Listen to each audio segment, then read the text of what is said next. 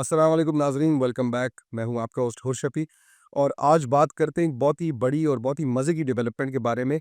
India जो है वो पाकिस्तान से डर के भाग गया, मैदान छोड़ के भाग गया। ना सिर्फ इंडिया बल्कि इंडिया के ख़ुसूसी तौर पे फॉर्मर आर्मी चीफ़ जो हैं वो भी उस डेलीगेशन में शामिल थे। तो ये क्या हुआ, क्या वाक़या था, इस सब को डिस्कस करते हैं, डाइसेक्ट करते हैं, एनालाइज़ करते हैं। लेकिन उससे पहले आपसे रिक्वेस्ट है कि वीडियो आपको इंशाल्लाह ज़रूर पसंद आएगी। तो लाइक करें, शेयर करें और चैनल को सब्सक्राइब करें। और अगर आपकी कोई अपनी राय है तो वो कमेंट में ज़रूर दीजिएगा, उससे हमारी बड़ी हेल्प होती है। अब आप इमेजिन करें कि एक मैदान जंग है और दोनों मुखालिफ आमने-सामने खड़े हैं और ये जंग जो है वो ना बम, बारूद या गोली से लड़ी जानी है, बल्कि अल्फाज से लड़ी जानी है, लॉजिक से, फैक्ट से लड़ी जानी है और एक पार्टी जो है उठ के चली जाती है। बिल्कुल यही हुआ है ऑक्सफोर्ड यूनियन डिबेट के स्टेज के ऊपर। इंडिया की जो डेलीगेशन थी उसने विथड्रॉ कर लिया और वो वहाँ से हट के चली गई लास्ट मिनट पे 11th आवर पे, बिल्कुल जब डिबेट जिस दिन शुरू होनी थी उसी दिन उन्होंने विथड्रॉ किया और कैंसिल करके चले गए। अब इससे क्या हुआ, इसमें क्या मसले थे, क्यों वो गए और इससे क्या बात पता लगती है इंडिया की पॉलिसी के बारे में, ये आपको बताते हैं। ऑक्सफोर्ड यूनियन जो है वो दुनिया का एक सबसे बड़ा लीडिंग जो है वो सोसाइटीज़ है, डिबेटिंग सोसाइटीज़ है और उन्होंने एक डिबेट जो है वो स्केड्यूल की थी, वो ऑर्गेनाइज़ कराई थी इंडिया और पाकिस्तान के बीच में। उसका जो मोशन था, जो टॉपिक ऑफ डिस्कशन था, वो था this house believes India's policies towards Pakistan is a populist strategy and not a security strategy. इसका मतलब ये है कि जो इंडिया की पॉलिसी पाकिस्तान की तरफ फॉरेन पॉलिसी उन्होंने रखी हुई है, तो वो जो है सिर्फ़ सपोर्ट और जो वोटर बेस है उनकी इंडियन, उसकी पॉपुलैरिटी और उसकी चाहत जो है वो अपनी तरफ लाने के लिए है, ना कि किसी grounded in any actual security issues जो पाकिस्तान की तरफ से इंडिया को फेस करने पड़े। अब ये टॉपिक बहुत ही जो है वो इम्पोर्टेंट टॉपिक था इंडिया के लिए, क्योंकि इंडिया का मीडिया, इंडिया की स्टेट जो है वो ओपनली कहती है कि पाकिस्तान से जो है बड़ा थ्रेट इंडिया को कोई नहीं है और वो पिछले कुछ अरसे से हम देख रहे हैं, पिछला पूरा साल जो 2025 का गुजरा है, वो इसी नैरेटिव के ऊपर उन्होंने अपनी इलेक्शन कैंपेन्स भी की हैं बिहार की और उसके अलावा भी जो पॉपुलैरिटी गेन करने की कोशिश की है बीजेपी ने, वो इसी बेसिस के ऊपर थी। अब इसके अंदर बहुत बड़ी-बड़ी जो पर्सनैलिटीज़ थी वो डिबेट के लिए आई थी। पाकिस्तान की साइड से जो है हमारी फॉर्मर फॉरेन मिनिस्टर जो है हिना रबानी खर और उसके साथ former chairman of the joint chiefs of staff committee जो हैं ज़ुबैर महमूद हयात, रिटायर्ड जनरल वो थे और उसके साथ-साथ high commissioner to the UK Mohammad Faisal और इंडिया की तरफ से जो है वो उनके जो रिटायर्ड आर्मी चीफ हैं, chief of army staff MM Naravane, वो आए हुए थे। उसके साथ-साथ उनके जो फॉर्मर लॉ मिनिस्टर हैं सुब्रमण्यम स्वामी, वो आए हुए थे और ये बहुत हाई लेवल पॉलिटिशियंस हैं, ये बहुत हाई लेवल पर्सनैलिटीज़ हैं दोनों कंट्रीज़ की। और ये जो बड़ी-बड़ी पर्सनैलिटीज़ हैं, इन्होंने आखिरी मिनट पे 11th आवर पे आके जो है, वो विथड्रॉ कर लिया डिबेट में से और इन्होंने कोई एक्सप्लेनेशन भी नहीं दी कि किस वजह से। अच्छा, साथ इंडिया ने क्या किया कि इन्होंने कहा कि हम सब्स्टिट्यूट कर देते हैं अपने लोग और जो बड़े-बड़े अपने ऑब्वियसली इतने बड़े नाम आए हुए थे, उनकी जगह कोई छोटे-मोटे अल्लड़-खल्लड़ लोग जो हैं, वो उन्होंने पेश करने की कोशिश की कि ये लोग आके आपके साथ डिबेट कर लेंगे।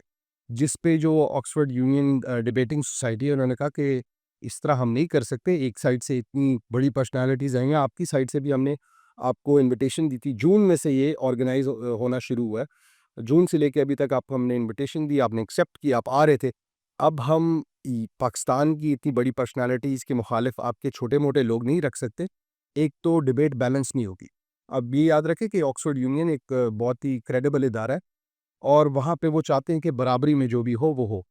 सब कुछ अच्छे तरीके से हो, इक्वल डिबेट हो। तो उन्होंने कहा ये इक्वालिटी नहीं होगी कि आप छोटे-मोटे लोग भेज दें उनको, अगर वो बीट भी कर देते डिबेट को, तो ना तो जो वहाँ पे आवाम आएगी देखने, जो लोग ये टेलीकास्ट भी होता है, उन लोगों को भी पता लगेगा कि यार ये तो अनबैलेंस्ड डिबेट है, एक साइड इक्वल ही नहीं है दूसरी के। तो उन्होंने कहा ये हम नहीं करेंगे और इस वजह से जो है उनको डिबेट कैंसल करनी पड़ी। अब इसमें मसला क्या है कि पहले तो जो ऑक्सफोर्ड यूनियन डिबेटिंग सोसाइटी है उसको बहुत सख्त एम्बैरेसमेंट हुई, क्योंकि उसने बहुत से लोगों को बुलाया हुआ था। इतने 3-4 महीने से इसकी जो है प्रिपरेशंस हो रही थी। तो उनके लिए एक बहुत बड़ा सेटबैक था कि लास्ट मिनट पे इंडिया ने जो है वो पुल आउट कर लिया। इंडिया के लिए तो ये एम्बैरेसिंग था ही, लेकिन इंडिया इस एम्बैरेसमेंट को कबूल करने के लिए आई गेस तैयार था। तो अब इससे इम्प्लिकेशंस क्या बनती हैं? अब सबसे पहले तो जो इंडिया का ये लास्ट मिनट पुल आउट था, ये एक कलेक्टिव रिट्रीट थी। उनके लॉ मिनिस्टर, उनके डिफेंस के लिए जो उनके फॉर्मर आर्मी चीफ आए हुए थे, इन सब का इकट्ठे पुल आउट कर जाना एक ऐसे फोरम पे जिस पे ट्रांसपेरेंसी होती, पब्लिक फोरम होता, स्क्रूटनी होती, सख्त क्रिटिकल लेंस के अंडर जो है इन सब चीज़ों को देखा जाता है, इस डिबेट को। वहाँ पे इनको जो है अपनी पॉलिसीज़ के ऊपर जो इनका स्टेट और मीडिया का नैरेटिव चल रहा है, उस पे एतमाद ही नहीं था। दे चोज़ कि वो अपनी जो लास्ट मिनट रिट्रीट है और एब्सेंस है, भाग जाने की बेइज़्ज़ती इन्होंने कबूल कर ली, उस चीज़ को के ऊपर तरजीह दी उस ज़िल्लत के ऊपर, जो इनको पाकिस्तान के इन लोगों के साथ डिबेट करने में मिलती। क्योंकि इनको पता है डिबेट करते ये जीत तो पाते ना ये अपनी पॉलिसीज़ को डिफेंड कर पाते।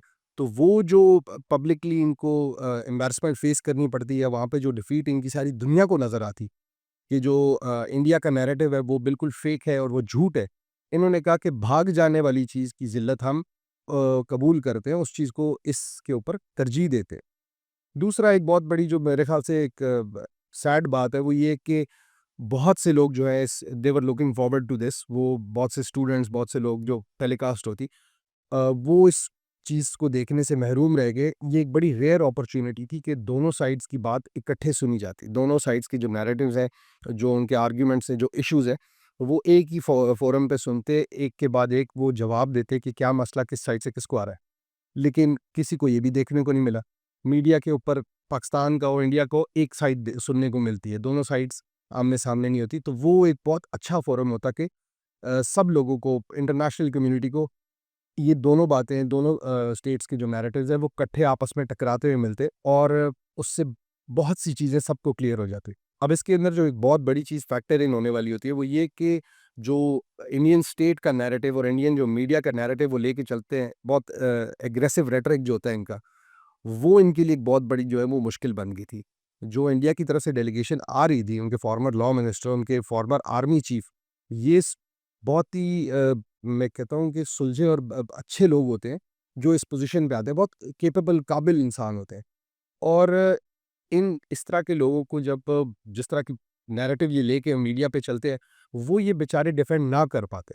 झूठ बोलते बोलते इन जाहिर सी बात है, इन्होंने अपनी ज़िंदगी गुजारी होती है, झूठ बोलते इनकी ज़ुबान की लड़खड़ा जाती। और इस वजह से जो है, सिर्फ़ इंडिया का जो स्टेट नैरेटिव चल रहा है मीडिया के ऊपर और उनके पॉलिटिशियंस के थ्रू, वो इतना एग्रेसिव, इतना झूठ है उसके अंदर कि इन लोगों ने पहले ही बात समझ ली थी कि हम डिफेंड नहीं कर पाएँगे, हम इस तरह झूठ नहीं बोल पाएँगे। तो इन्होंने वो पीछे हटने को तरजीह दे दी इस बात पे।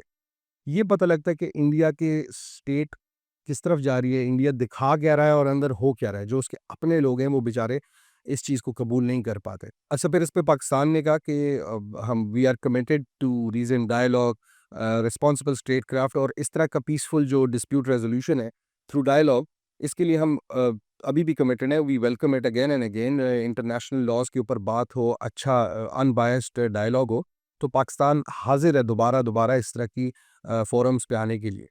और जो पाकिस्तान का हाई कमीशन लंदन का है, उन्होंने कहा कि ये इंडिया की तरफ से बहुत ही हमारे ख्याल से मिस्ड अपॉर्चुनिटी है कि दोनों स्टेट्स जो हैं वो अपना मौक़िफ़ इधर आके बयान करते और ये चीज़ें बहुत सी अवाम के लिए, दुनिया के लिए क्लियर अप हो जाती। Obviously because Pakistan is standing at a position जो कि राइटफुल है और इस तरह का जो फेक मीडिया जिस तरह का वहाँ पे नैरेटिव चलाया जा रहा है, वो पाकिस्तान में उस तरह नहीं चल रहा। तो Pakistan was confident in this debate और इंडिया नहीं था। अब यही मसला है कि पहले भी हमने देखा ये पियर्स मॉर्गन के शो के ऊपर बरखा दत्त ये उनके बियर बाइसेप्स है और यहाँ से जो है वो हिना रब्बानी खारी बैठी हुई थी और उनके साथ पाकिस्तान एक्सपीरियंस के जो होस्ट हैं वो थे। तो उधर भी कुछ इसी तरह का माहौल था। शुरू में आके उन्होंने कुछ बातें-शातें याद की थी, उन्होंने बोली, उसके बाद they were blown out of the water. और अभी भी इधर यही हो रहा था, क्योंकि इस वक़्त यहाँ पे अर्नब गोस्वामी साहब का शो तो चल नहीं रहा। मेजर गौरव साहब तो यहाँ पे बैठ के बात कर नहीं रहे अकेले।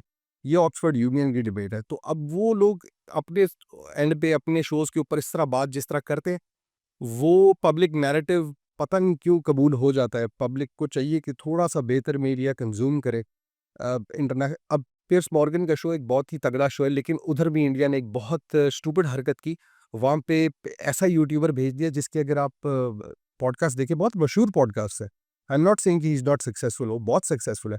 लेकिन वो आदमी भी जो है वो एक इतने बड़े पॉलिटिकल टॉक शो के ऊपर इंटेलेक्चुअल डिबेट करने की कैपेसिटी नहीं रखता।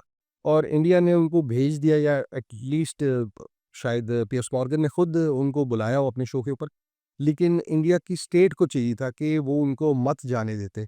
जो एम्बैरेसमेंट उस क्या कहते हैं इंटरव्यू से हुई, उस डिबेट पे हुई इंडिया की, उससे बहुत ज़्यादा शायद इधर होती, शायद कम हो जाती। ये बहुत तगड़े लोग थे, ये शायद डिफेंड कर पाते कुछ ना कुछ।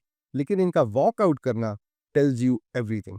जो उनका इंडिया का मीडिया जो उनके साथ कर रहे हैं, उनके पॉलिटिशियंस के लिए मुश्किलात खड़ी कर रहा है। जो इंडिया की जो स्टेट है, गवर्नमेंट है, वो जो नैरेटिव चलवा रही है अपने मीडिया के ऊपर, उसकी वजह से ये जो इनके डिप्लोमैटिक लोग हैं, इनके जो ब्यूरोक्रेट्स हैं, ये किसी भी स्टेज पे जाके इंडिया को डिफेंड ही नहीं कर पा रहे। ये किसी भी स्टेज पे जाके इंडिया को किसी तरह भी दुनिया को पैसिफाई नहीं कर सकते, कि जस्टिफाई नहीं कर सकते कि इंडिया की पॉलिसीज़ क्या है, क्यों है और किस तरह जो है वो दुनिया जो है वो इंडिया के साथ खड़ी हो। तो ये वाक़ई जो इस डिबेट का जो टाइटल था कि इंडिया की जो पाकिस्तान की तरफ पॉलिसी है, वो एक पॉपुलर स्ट्रैटेजी है, ना कि एक सिक्योरिटी स्ट्रैटेजी है, वो सामने आ गई है। वो जो डिबेट 2 घंटे की के बाद होना था, 3 घंटे की के बाद, वो डिबेट ना होने की वजह से सामने आ गए कि इसी वजह से वो लोग भागे हैं, इसी वजह से कहीं किसी पब्लिक फोरम पे, किसी इंटरनेशनल फोरम पे जो इंडिया अपने आप को सही तरह डिफेंड नहीं कर पाता, अपनी पॉलिसी को टुवर्ड्स पाकिस्तान। तो क्या क्या करेंगे आपके पॉलिटिशियंस? ये सारी इश्यू जो है ये इंडियन गवर्नमेंट की तरफ से उनके पॉलिटिशियंस के ऊपर, उनके लोगों के ऊपर मुसल्लत की हुई है। ये जो परेशानी है, ये जो अज़ाब डाला हुआ है उन्होंने।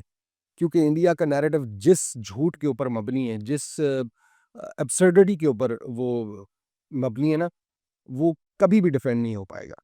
तो होपफुली आपको ये एनालिसिस अच्छा लगा होगा। अगर आपकी कोई अपनी राय है तो वो कमेंट्स में ज़रूर दीजिएगा और कल हम दोबारा मिलते हैं। अस्सलाम वालेकुम।